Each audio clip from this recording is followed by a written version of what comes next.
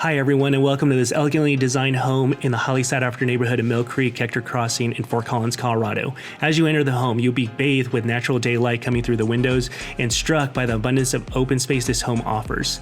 Home features 4 bedrooms, 3 baths, just under 4,000 square feet of living, along with a new AC system, new water heater, a Class 4 roof shingle, with a low HOA and no metro tax.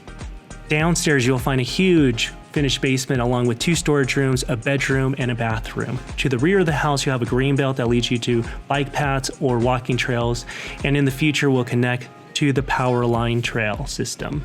Home is located near Twin Silo Park and feeds into Bacon Elementary, Preston Middle School, and Fossil Ridge High School, all considered to be some of the best schools in the Poudre School District.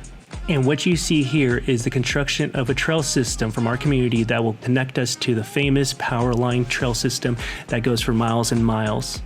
Please let me know if you have any questions. Would love to help with anything you guys may have. My number directly is 970-689-1248. Again, 970-689-1248. Have a great day out there, and thanks for your time.